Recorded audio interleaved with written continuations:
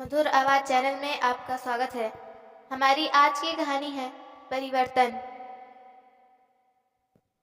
सुबह के 6 बज रहे थे। चारों तरफ हरियाली, चिड़ियों की चहचहाहट और पार्क में दौड़ते भागते लोग। इसी माहौल में 55 वर्षीय रामकिशन जी रोजाना की तरह पार्क में एंट्री ले रहे थे।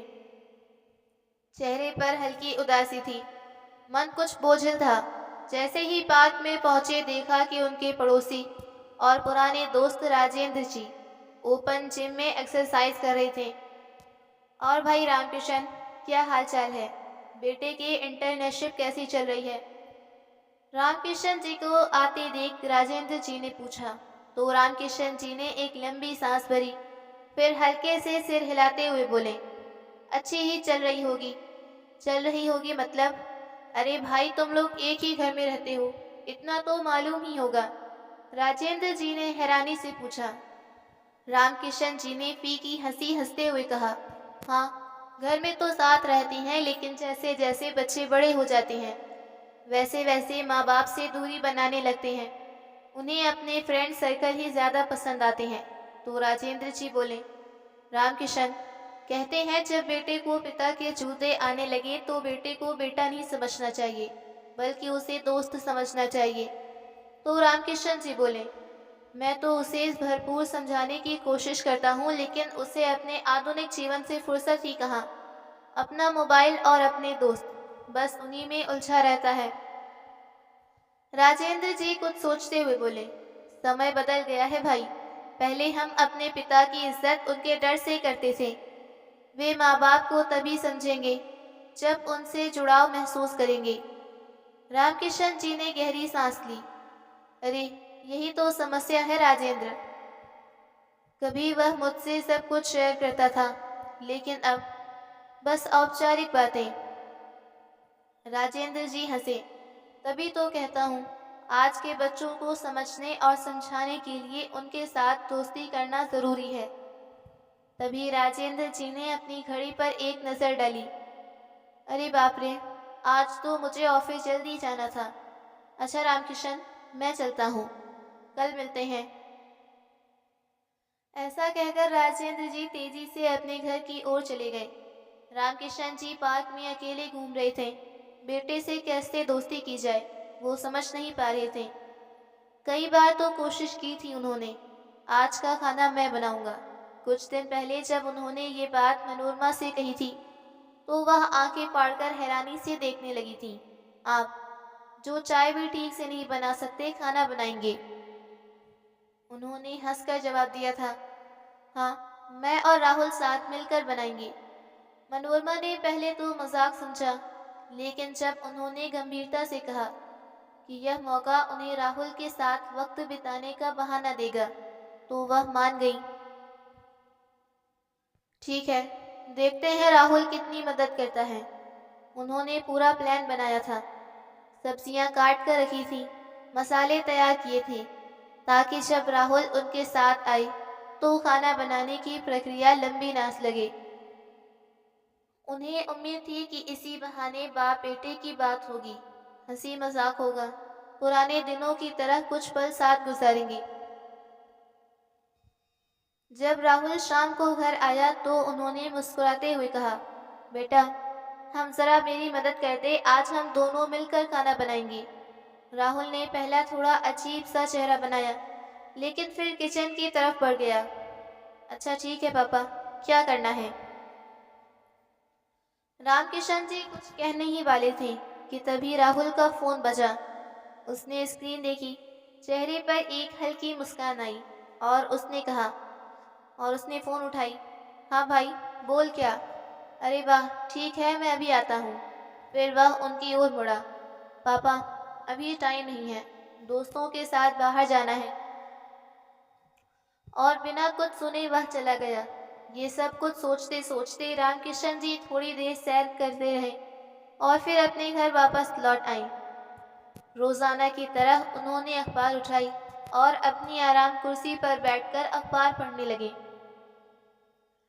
तसल्ली से पूरी अखबार पढ़ लेने के बाद अपनी दुकान पर जाने के लिए वे नहा धोकर तैयार हो गए। उसी समय उनकी पत्नी मनोरमा जी उनके लिए चाय नाश्ता बनाकर डाइनिंग टेबल पर ले आई। तभी रामकिशन जी बोले, अरे मनोरमा 9:30 बजे को आए हैं और तुम्हारा लाडला अभी तक नहीं उठा। राहुल, ओ बेटा राहुल, सूरज सर पर आ गया है, आज उठने का इरादा नहीं है क्या? रामकिशन जी ने आवाज दी, लेकिन कोई जवाब नहीं आया। उन्होंने फिर जोर से पुकारा, राहुल। कमरे के अंदर उन्हीं ने स्वर में राहुल की आवाज आई, पापा बस 5 मिनट और। रामकिशन जी ने मनोरमा जी की ओर देखा और सिर हिलाया। यही 5 मिनट आजकल के बच्चों के लिए बहुत ज्यादा जरूरी है। तो मनोरमा जी बोली, अरे आपको तो मालूम है, आजकल रात को मोबाइल देखने में भी वे इतना व्यस्त होता है कि उसे समय का पता ही नहीं चलता। पहले तो राहुल समय पर सो जाता था, अब तो रात के 2-2 बजे तक फोन के साथ चिपका रहता है। रात को देर से सोएगा तो सुबह नींद कैसे खुलेगी? हाँ ठीक कह रही हो, ना जाने क्या क्या करता रहता है मोबाइल में। खैर कोई बात नहीं, क्या पता अपने काम का ही कुछ कर रहा हो। नाश्ता करते हुए रामकिशन जी बोले, अच्छा मनोरमा, मेरी पासबुक और चेकबुक निकाल कर रख देना। आज दुकान जाने से पहले मैं बैंक होकर जाऊंगा। ठीक है बाबा, पहले चाय तो पी लीजिए। और हाँ, बिजली का बिल भी भरना है, कल आखिरी तारीख है, कल नहीं भरा तो पिछली बार की तरह 200 रुपए का जुर्माना पड़ जाएगा। मनोरमा जी ने कहा तो रामकिशन जी बोले, अरे हाँ, 200 रुपए से याद आया, कल राजेंद्र के साथ बाजार गया था ना, तो मेरे पैसे खत्म हो गए थे तो राजेंद्र ने अपने मोबाइल से 200 रुपए ऑनलाइन पेमेंट की थी, उसे भी वह पैसे लौटाने हैं। ठीक है, लौटा देना। नाश्ता करने के बाद मनोरमा जी बैंक की पासबुक लेने के लिए अपने कमरे में गईं तो तभी उनका बेटा राहुल अपने कमरे से बाहर आया। उसे देखते ही रामकिशन जी ने एक प्यारी सी मुस्कान के साथ कहा, गुड मॉर्निंग बेटा। लेकिन उनके बेटे राहुल ने कोई जवाब नहीं दिया। कानों में ईयरफोन जो लगे थे जनाब के। फ्रिज से पानी की बोतल निकालकर वह रामकिशन जी के पास रखी चेयर पर बैठ गया और मोबाइल में कुछ देखते हुए पानी पीने लगा। मोबाइल में लगातार नोटिफिकेशंस आ रहे थे और राहुल पूरी तरह उसी में खोया हुआ था। तभी रामकिशन जी बोले, राहुल बेटा, ब्रेड जैम खाओगे क्या?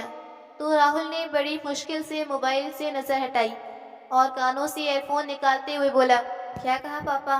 मैंने पूछा ब्रेड जैम खाओगे क्या बेटा? नहीं पापा, कहते हुए राहुल फिर से मोबाइल में व्यस्त हो गया। तभी उनकी माँ मनोरमा जी अपने कमरे से बाहर आईं और बेटे को पूरी तरह से मोबाइल में गुम देखकर मुंह बनाते हुए बोली, लीजिए, हो गई आपके बेटे की दिन की शुरुआत। राहुल ने अपनी माँ की बात को सुनकर भी अनसुना कर दिया और फिर से मोबाइल देखने लगा। रामकिशन जी को पासबुक और चेकबुक देते हुए मनोरमा जी बोली, अच्छा, आज खाने में क्या बनाऊं? कुछ सोचते हुए रामकिशन जी बोले, अपने बेटे से ही पूछ लो। राहुल को सांभर डोसा बहुत पसंद था, इसलिए मुस्कुराते हुए मनोरमा जी अपने बेटे की ओर देखते हुए बोली, अरे बेटा, आज सांभर डोसा बनाऊं क्या? तेरा फेवरेट है ना? तो राहुल मोबाइल पर अपनी उंगलियां चलाते हुए बोला, नहीं, आज मैं बाहर ही खाना खाऊंगा, आप लोग अपना देख लीजिए।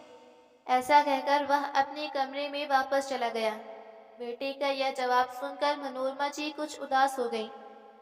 तो रामकिशन जी बोले, कोई बात नहीं, आजकल के बच्चों का तो यह सब चलता ही रहता है, तुम दाल चावल ही बना लो, मैं दुकान के लिए निकलता हूँ। शाम के समय दुकान से लौटते वक्त रामकिशन जी अपने मित्र राजेंद्र जी को पैसे लौटाने उनके घर चले गए। तो राजेंद्र जी बोले, अरे रामकिशन, तुम भी पैसे ऑनलाइन ट्रांसफर करना सीख लो, यह तो आजकल की ज़रूरत बन गई है। पहले मुझे छोटे छोटे काम के लिए खुद जाना पड़ता था, बहुत समय खराब हो जाता था। अब देख, कोई भी बिल भरना हो या बैंक का कोई काम हो, चुटकियों में हो जाता है। राजेंद्र जी ने कहा तो रामकिशन जी बोले, अरे नहीं यार, मैं तो अपनी पासबुक चेकबुक के साथ ही बहुत खुश हूँ। इसी बहाने थोड़ी देर बाहर भी घूम लेता हूँ। बैंक आने जाने में ही अच्छी भली सैर हो जाती है। रामकिशन जी की इस बात पर राजेंद्र जी चुटकी लेते हुए बोले, चल झूठा, मुझे तो लगता है कि बैंक की कैशियर कुछ ज्यादा ही पसंद आ गई है तुझे। दोस्त की इस बात पर रामकिशन जी हंसते हुए बोले, उम्र हो गई लेकिन मजाक करने की आदत नहीं गई तेरी। तो राजेंद्र जी ठहाके लगाकर हंसने लगे। थोड़ी देर बैठकर चाय पीते हुए दोनों दोस्तों ने गपशप की और फिर रामकिशन जी वापस अपने घर लौटे। तब तक 8 बज चुके थे। जैसे ही वे घर में दाखिल हुए, सबसे पहला सवाल उनके होठों पर आया, राहुल घर लौट आया है क्या? मनोरमा जी रसोई में चाय छान रही थी। उन्होंने बिना ऊपर देखे जवाब दिया, नहीं तो। रामकिशन जी की भौहें सिकुड़ गईं। लेकिन ये अब तक आया क्यों नहीं? 8 बजने को आई हैं। मनोरमा जी ने तिरछी नजरों से देखा। अब आप ही बताइए, मैं क्या जवाब दूं? मैं भी तो माँ हूँ, मुझे भी चिंता होती है, लेकिन क्या करूं? जब फोन करता हूँ तो कहता है, माँ मैं बच्चा नहीं हूँ, हर चीज बताने की जरूरत नहीं। और अब ज्यादा सवाल करो तो चिढ़कर कहता है, प्लीज ओवर प्रोटेक्टिव मत बनो। रामकिशन जी ने झटके से अपना मोबाइल निकाला और आंगन में जाकर बेटे को फोन लगाया। घंटी बजती रही, लेकिन कोई जवाब नहीं आया। उन्होंने दोबारा कॉल किया, कोई जवाब नहीं। न जाने क्या करता रहता है ये लड़का, वे चिंतित स्वर में बड़बड़ाने लगे। तभी दरवाजे के पास खड़ा किराएदार का बेटा गोलू, जो महज 12 साल का था, उनके पास आ गया। गोलू रामकिशन जी की ओर मनोरमा जी के दिल के बहुत करीब था। क्या हुआ अंकल, कोई टेंशन है? गोलू ने मासूमियत से पूछा। रामकिशन जी ने उसके सिर पर हाथ फेरा और बोले, अरे बेटा, कब से राहुल को फोन कर रहा हूँ, लेकिन वह कोई जवाब नहीं दे रहा। ना तो कुछ बता कर जाता है और फोन भी नहीं उठा रहा।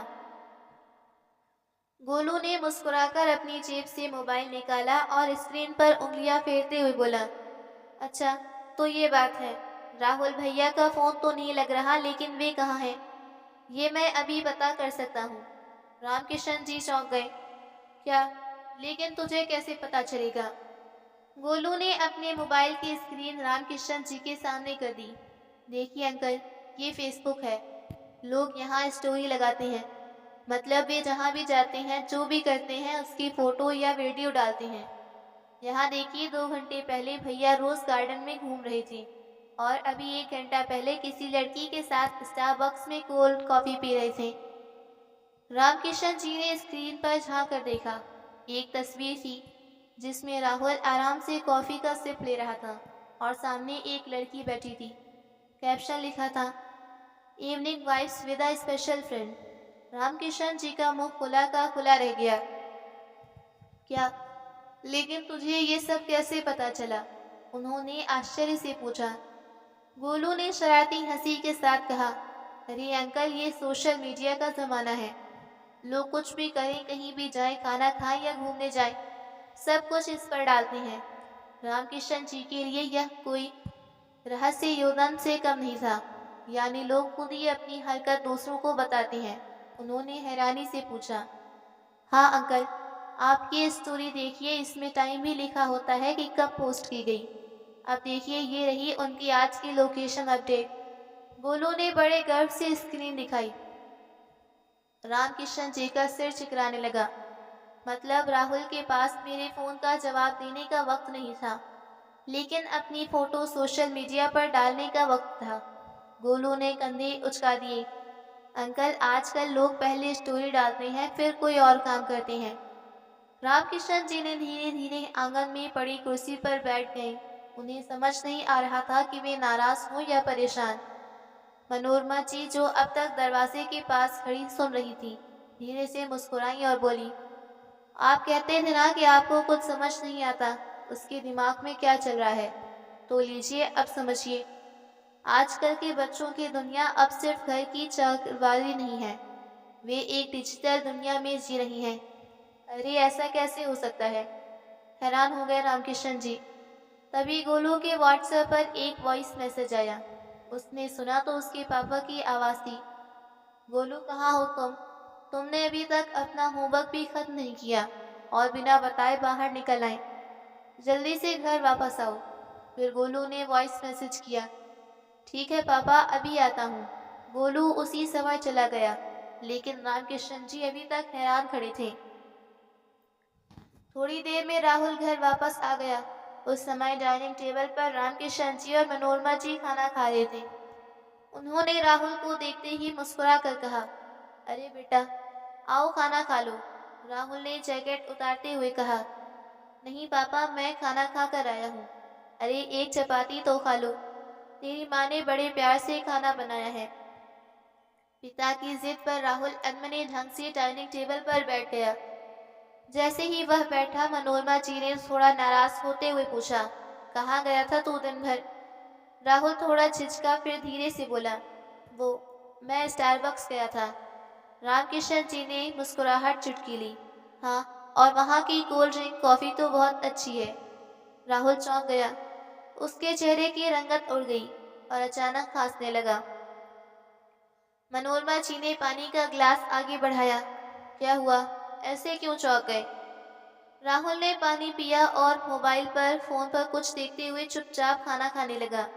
तभी मनोरमा जी ने प्यार से पूछा, सब्जी कैसी बनी है बेटा?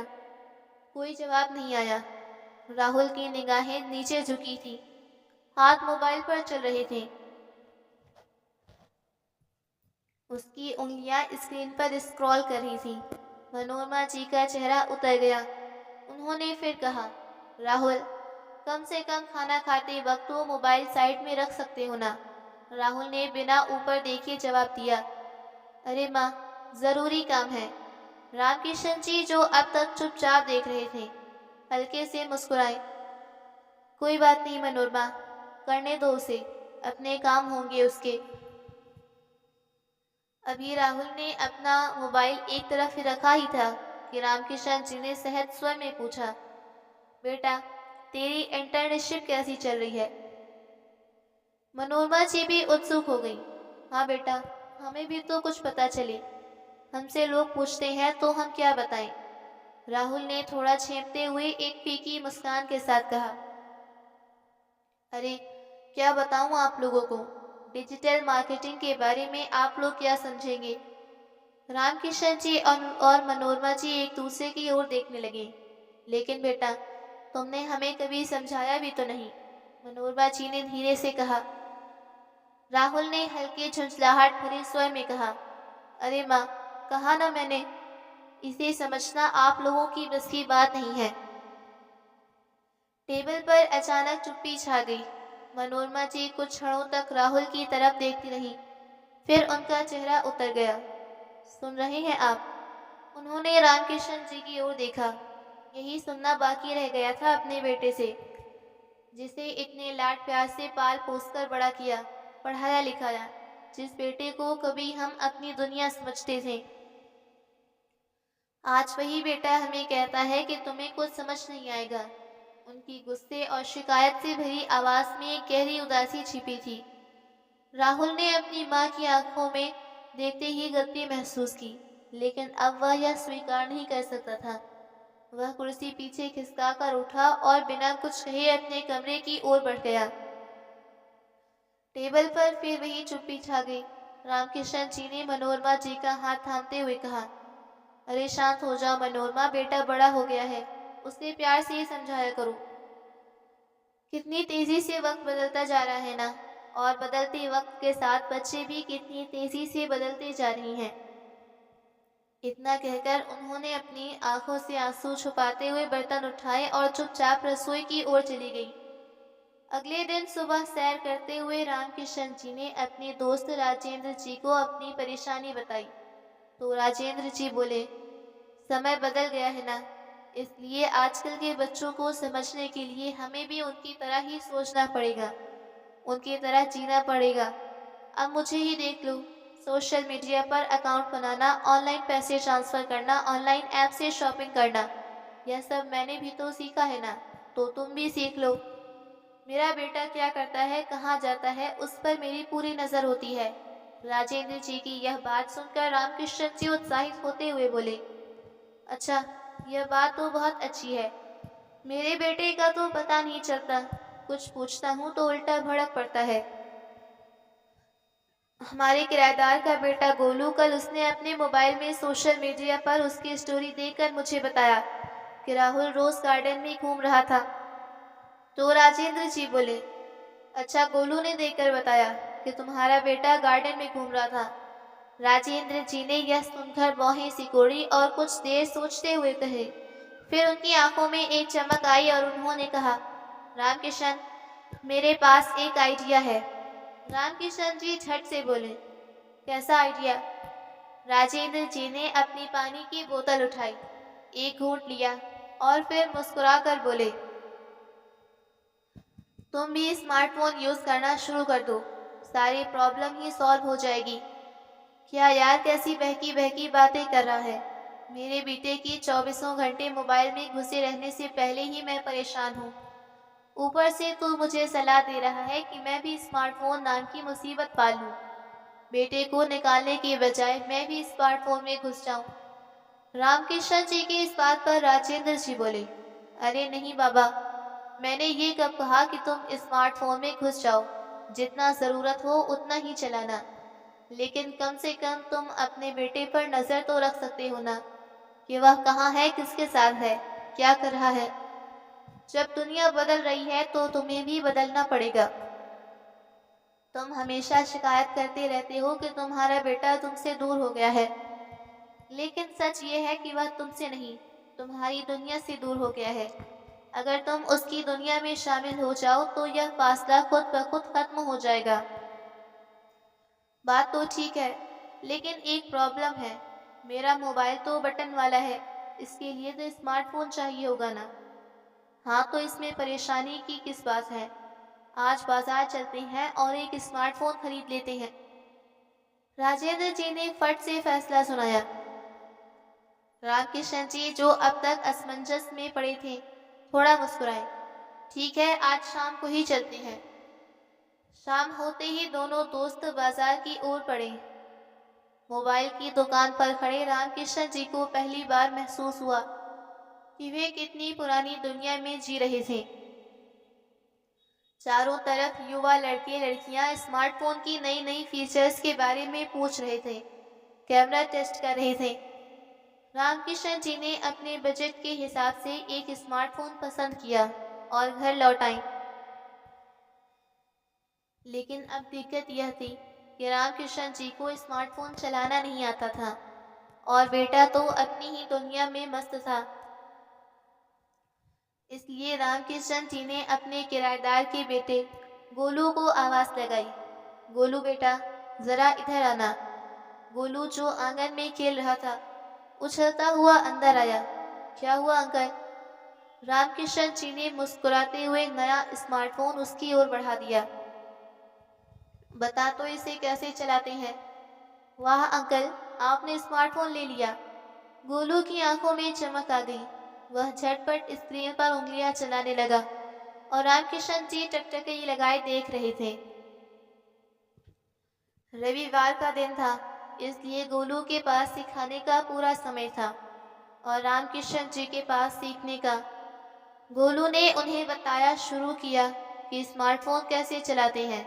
उसने उनके फेसबुक पर एक आईडी बना दी, पोस्ट कैसे डालनी है, अपडेट्स कैसे चेक करनी है, यह सब दिखाया।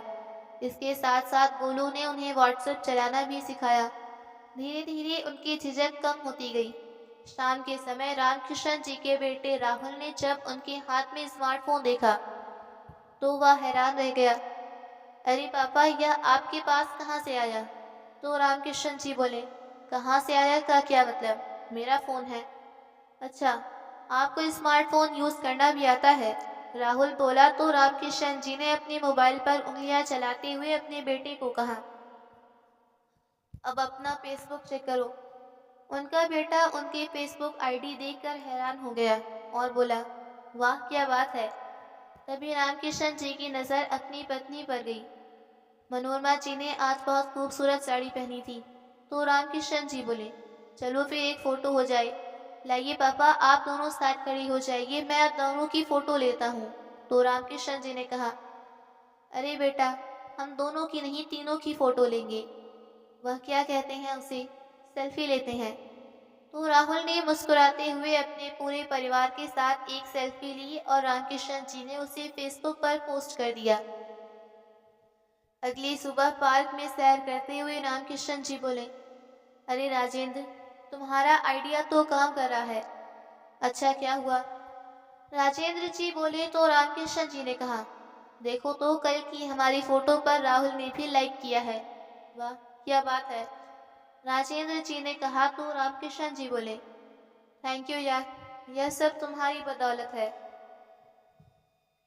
शाम को जब राहुल अपना मोबाइल चेक कर रहा था तो उसके पास एक व्हाट्सएप मैसेज आया जिसमें लिखा था, राहुल बेटा, आज मैं घर जल्दी आ गया था तो मैं हम सबके लिए मैगी नूडल्स बना रहा था, इसलिए कहीं बाहर मत जाना।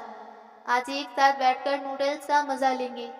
यह देखकर राहुल के चेहरे पर एक मुस्कान आ गई और फिर मैसेज किया, ठीक है पापा, नहीं जाऊंगा। तीनों ने एक साथ बैठकर नूडल्स खाए तो मनोरमा जी बोले, नूडल्स तो बहुत टेस्टी बनी थी, अब कुछ मीठा हो जाए तो मज़ा ही आ जाए। तो रामकिशन जी बोले, लो, इसमें कौन सी बड़ी बात है, मैं अभी जाकर जलेबी लेकर आता हूँ। उनकी यह बात सुनकर राहुल बोला, लेकिन पापा, लेकर क्यों आना है, घर बैठे ही सब कुछ आ जाएगा। अब अपने स्मार्टफोन पर सब कुछ चलाना सीख ही लिया है तो बाहर से खाना ऑर्डर करना भी सीख लो। यह सुनकर रामकिशन जी हैरान थे, लेकिन कैसे? रामकिशन जी ने पूछा तो राहुल बोला, मैं आपको बताता हूँ। राहुल ने उनका मोबाइल लेकर उन्हें खाना ऑर्डर करना सिखाया और मनोरमा जी दोनों बाप बेटे को ऐसे बात करते देख मंत्र मुग्ध होती जा रही थी। बहुत दिनों बाद उन्हें यह नज़ारा देखने को मिला था। अगले दिन राजेंद्र जी का फोन आया और बोले, रामकिशन पार्क में आ जाओ, बाकी सब चलाना तो तुम सीख ही चुके हो तो आज तुम्हारा इंस्टाग्राम अकाउंट भी बनवा देता हूँ। ठीक है, अभी आया।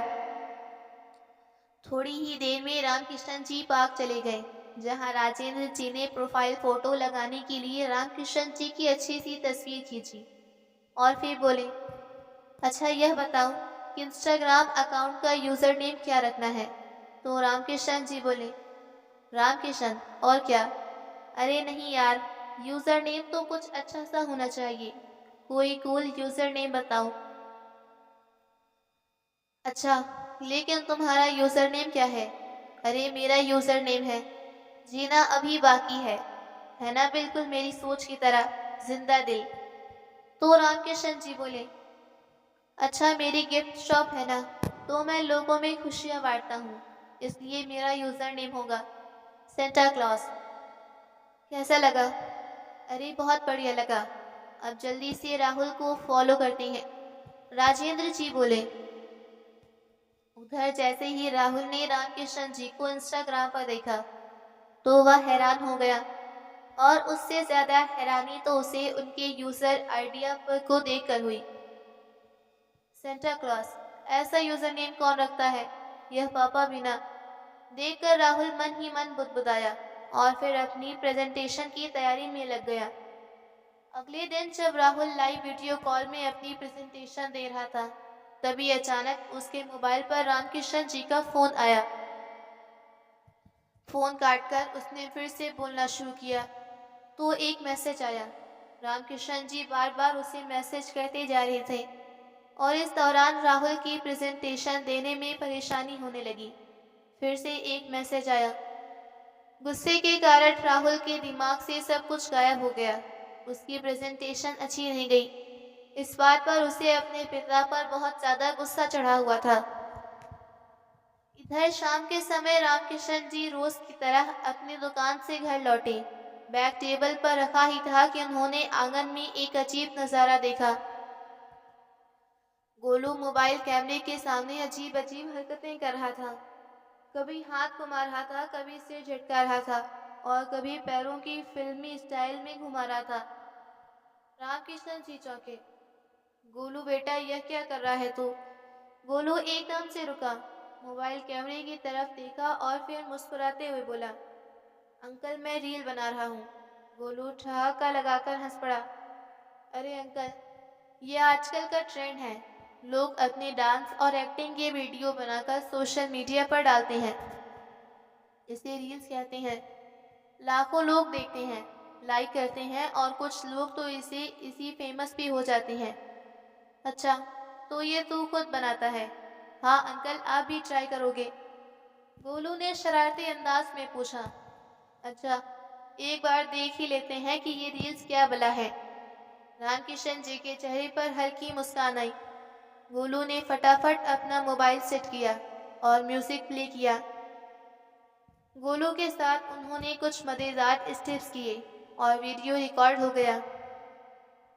गोलू ने झटपट इसे सोशल मीडिया पर डाल दिया। कैप्शन लिखा, अंकल सुपरस्टार। रामकृष्ण जी बहुत अच्छा डांस करते थे, इसलिए लोगों को काफ़ी रील पसंद आई, तो उत्साहित होकर दोनों ने एक और रील बनाई। इधर जब राहुल ने रामकृष्ण जी की यह वीडियो देखी, तो उसे मन ही मन बहुत गुस्सा आने लगा। 2 दिन बाद राहुल के दोस्त उससे घर पर मिलने आए। थोड़ी देर बातचीत करके जैसे ही वह जाने लगे, तो रामकिशन जी घर के अंदर आए। तभी एक दोस्त ने कहा, अरे अंकल हम आपकी रील्स देखते हैं। क्या डांस करते हैं अंकल आप, बिल्कुल किसी फिल्म के हीरो की तरह। और आपका यूज़र नेम भी तो कमाल है, सेंटा क्लॉज। और आगे लिखा है, मैं लोगों में खुशियाँ बांटता हूँ। बहुत बढ़िया। राहुल के दोस्तों ने कहा तो राहुल अपने पिता को घूर कर देखने लगा। अंदर ही अंदर उसे शर्मिंदगी महसूस हो रही थी। वो जबरदस्ती मुस्कुराया, लेकिन उसके अंदर कुछ खौल रहा था। दोस्तों के जाने के बाद जब राहुल अंदर आया, तो रामकृष्ण जी खुशी से बोले, अरे मुझे तो पता ही नहीं था कि रील्स कैसे बनानी है। यह तो गोलू के साथ मैंने भी अपनी 1-2 रील्स बना ली। सब लोगों ने बहुत लाइक किया, लेकिन तुमने लाइक नहीं किया। रामकिशन जी को इतने बोलते ही राहुल ने अपना आपा खो दिया। उसकी सांसें तेज हो गई और चेहरा गुस्से से लाल। उसने अपना बैग जमीन पर पटक दिया और तेज आवाज में चिल्लाया, बस करो पापा, परेशान हो गया हूँ मैं आपसे। और कितना शर्मिंदगी महसूस करवाओगे मुझे। कहाँ गोलू और कहाँ आप? क्यों नहीं समझते कि मेरे दोस्त आपकी तारीफ करने की बजाय आपका मजाक उड़ा रहे थे? इतना भी ख्याल नहीं है कि मेरे दोस्तों के बीच मेरी कितनी बेइज्जती हो रही है। कोई काम करने बैठता हूँ तो उसी दौरान आप इतने मैसेज भेज देते हो कि मेरा फोकस ही खत्म हो जाता है। कल भी आपने यही सब कुछ किया था। इसी वजह से मेरी टीम लीडर को लग रहा था कि मेरा काम में ध्यान नहीं है। अब आप पहले जैसे क्यों नहीं रहे पापा? जब से यह फोन आया है, तब से आपका दिमाग ठिकाने पर नहीं है। मुझे आपकी हरकतें बिल्कुल पसंद नहीं आ रही पापा। सबके सामने आपको पापा बोलने में मुझे शर्म महसूस होने लगी है। राहुल गुस्से से चिल्लाता जा रहा था और रामकिशन जी और मनोरमा जी हैरानी से उसके चेहरे की तरफ देखे जा रहे थे। तभी मनोरमा जी गुस्से से बोली, राहुल, तुझे कुछ शक है या नहीं? कोई बेटा अपने पापा से इस तरह बात करता है क्या? क्यों माँ, आपने देखा नहीं कि मेरे दोस्तों ने भी क्या कहा? सारी दुनिया पापा के बारे में ऐसा सोच रही है। घर बैठे बेइज्जती करवाने पर तुले हैं या मेरी? बस राहुल, बहुत हो गया। जो कुछ भी तेरे पापा कर रहे हैं उसका जिम्मेदार सिर्फ तू है। तुझे क्या लगता है, क्या इन्हें मोबाइल का शौक चढ़ा था? हाँ, शौक नहीं तो और क्या। सोशल मीडिया पर अजीब अजीब पोस्ट डालते रहते हैं, मुझे फालतू के मैसेज भेजते हैं। क्या एक ही घर में रहते हुए कोई किसी को वीडियो कॉल करता है?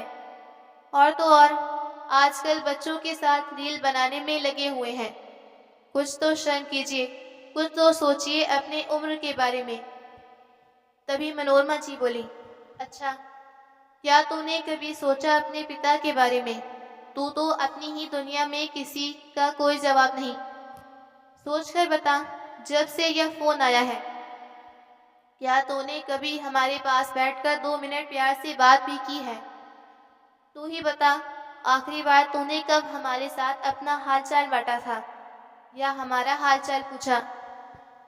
कभी हमसे यह भी पूछा है कि तुमने खाना खाया या नहीं? और अब तुम अपने पिता को ही सुना रही हो कि आप पहले जैसे नहीं रहे। क्या तो खुद पहले जैसा रह गया है। कितनी बार तुझे मैं फ़ोन करते हैं तेरी लाइफ में क्या चल रहा है, यह भी तो बताना ज़रूरी नहीं समझता। तो सोचा चलो मैसेज के जरिए ही सही, कम से कम अपने बेटे से थोड़ी बात तो हो पाएगी। हम जानते हैं कि समय के साथ बदलाव ज़रूरी है, लेकिन माँ बाप के बारे में भी तो थोड़ा सोचो। उन्हें भी तो तुम्हारे साथ बात करने का दिल करता है, तुम्हें प्यार से अपनी बात कहने को दिल करता है। थोड़ा सा वक्त ही तो मांगते थे तुम्हारे माँ बाप तुमसे। मनोरमा जी ने जब अपने दिल का गुबार निकाला तो राहुल गुस्से में पैर पटकता हुआ अपने कमरे में चला गया। ड्राइंग रूम में सिर्फ सन्नाटा बचा था। रामकिशन जी अब भी गुमसुम बैठे थे। उनकी आंखें खाली थी, जैसे कोई पुरानी तस्वीर को टकटकी लगाकर देख रही हो। कुछ देर बाद उन्होंने गहरी सांस ली, अपना फोन जेब से निकाला और एक तरफ रख दिया। फिर धीरे धीरे उठे और बिना कुछ कहे अपने कमरे में चले गए। मनोरमा जी भी चुपचाप रसोई में चली गई। राहुल अपने कमरे में बिस्तर पर बैठा था। उसकी सांसें तेज थी, माथे पर पसीना था। बैठे बैठे वो यादों की गलियों में खो गया। कैसे बचपन में उसके मम्मी पापा उसे लाड दुलार किया करते थे। जब उसके पापा दुकान से लौटते थे तो वह दौड़कर उनके पास जाता और पूरे दिन की बातें उन्हें सुनाता। पापा, आज स्कूल में टीचर ने मेरी कॉपी में स्टार दिया। पापा, आज मैंने अपने दोस्त को पेंसिल गिफ्ट की। पापा, मुझे एक नया बैग दिला दीजिए ना। उसके पापा बड़े ध्यान से उसकी हर बात सुनते थे, उसे अपने गोद में बिठाते थे और जब थोड़ा सा भी समय मिलता तो दोनों साथ में लूडो या कैरम खेलने बैठ जाते थे। सोचते हुए राहुल के होठों पर हल्की सी मुस्कान आ गई, लेकिन अगले ही पल उसकी आंखें नम हो गई।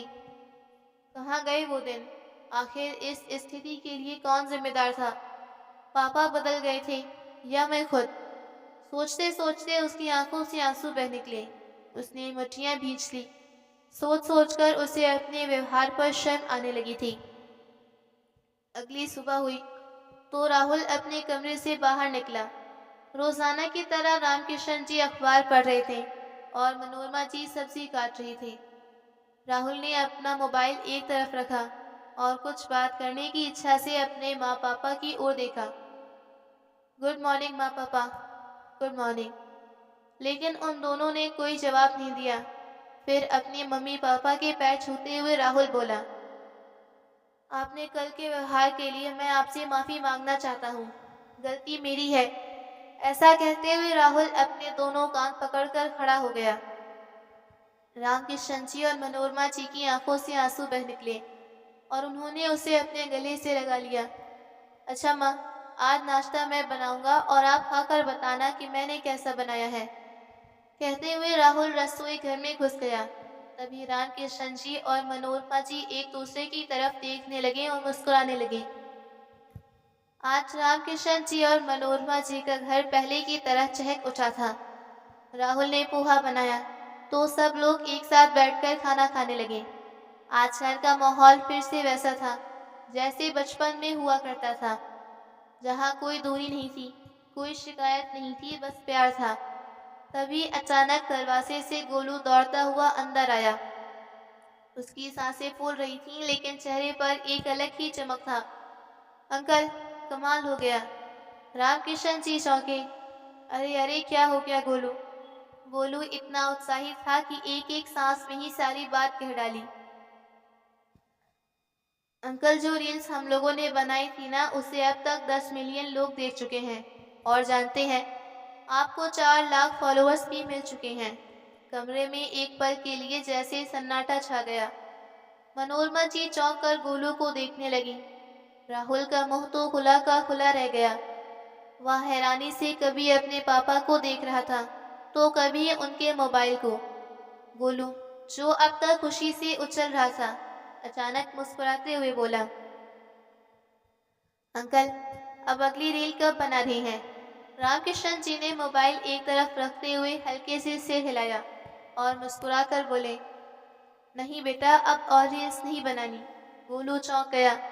तभी राहुल की आवाज आई, ऐसे कैसे नहीं बनाएंगे? अब आप रील्स जरूर बनाएंगे। रामकिशन जी ने हैरानी से उसकी ओर देखा। राहुल ने आगे बढ़कर उनके कंधे पर हाथ रखा और बड़े उत्साह के साथ बोला, आप रील्स बनाएंगे और इस बार आपकी रील्स में मैं भी आपके साथ जाऊंगा। यह सुनते ही कमरे में एक अलग सी ऊर्जा भर आई। मनोरमा जी जो यह सब देख रही थी, उनके चेहरे पर चमक आ गई। गोलू ने ताली बजाकर कहा, अंकल अब तो अगली रील सुपर हिट होगी। रामकिशन जी की आंखों से खुशी के आंसू छलक पड़े।